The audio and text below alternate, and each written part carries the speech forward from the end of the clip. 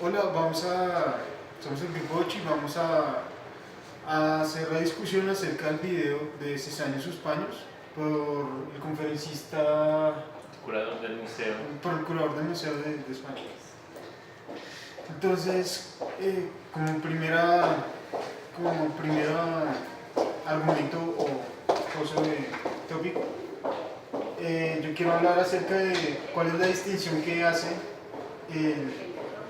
el conferencista al hablar de esos paños que son delicados, que se representan en la pintura delicados,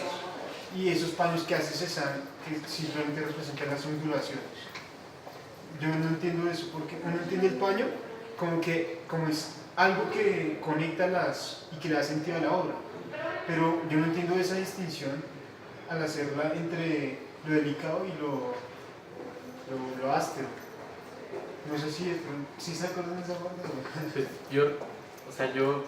ahorita que estuvimos en esta clase y hablé un poco de que uno con trazos borrosos o con trazos gruesos uno puede representar, digamos, una idea más, digamos, esbozada o más, digamos, que borrosa. O sea, que es muy distinto, por ejemplo, si uno ve las estatuas clásicas, por así decirlo, o los paños que tienen a lo clásico, se hablan de formas muy definidas y muy ceñidas que, digamos, representan a un paño y no pueden representar nada más que eso o que se quedan, digamos, en esa función y no representan nada más. En cambio que digamos que estos trazos borrosos o estos trazos gruesos y hoscos de Cézanne y de sus paños, creo que hacen un poco referencia a eso, o sea que uno puede tener, o no hacen referencia a eso, sino que uno puede tener más lecturas o más, no sé, digamos que abrir un poco el espectro de lo que pueden significar, creería. Sí, yo creo que en parte la función del paño es darle, independientemente si le da desorden o orden a la pintura, en términos de su composición, yo creo que le da un ritmo. ¿Sí me entiende? No, entonces como las frutas van cayendo, entonces el paño está ondulado y las frutas sí, cada cosa tiene su parte. Es así como lo entiendo. Yo pensaría que, o sea, que el paño no es o sea, no es simplemente ese objeto agrupador que lo explica él en su conferencia, o sea, ese objeto que contiene toda la obra, sino que en realidad para mí el paño era como ese punto de, no sé, como de inflexión entre el equilibrio y la inestabilidad, porque, o sea, es un elemento continuo que habla él mismo, o sea, este paño habla también del quebrarse, digamos, o sea, de esta fragilidad de la pintura que uno ve, y además de que no es un paño, no es como esos pinturas que contrastaban del paño bien colocado, que estaban, sino que hasta en esos puntos que tenían pliegues, el paño entra a ser como una parte de, no sé, como de entender al paño dentro de la pintura en sí, o sea, como un elemento que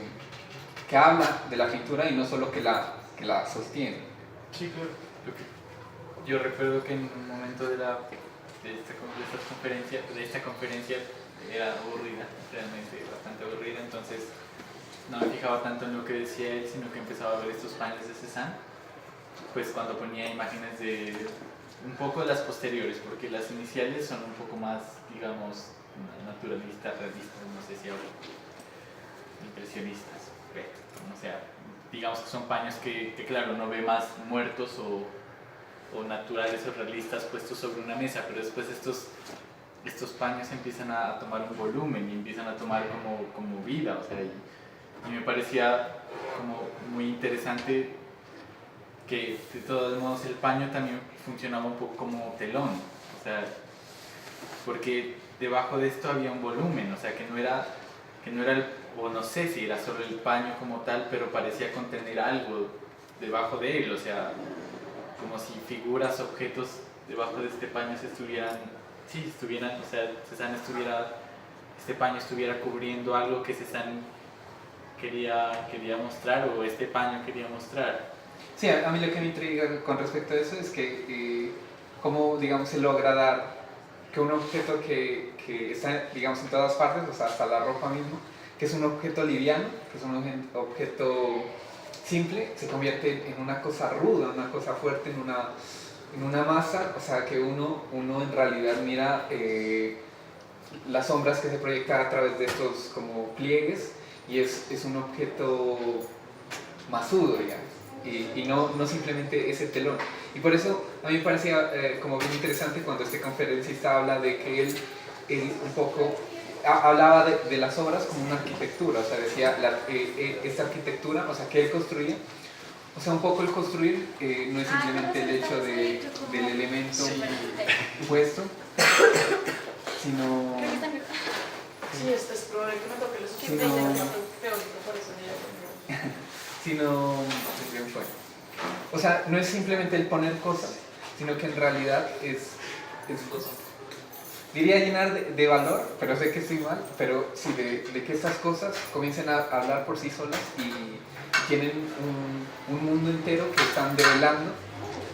desde esa postura. Por eso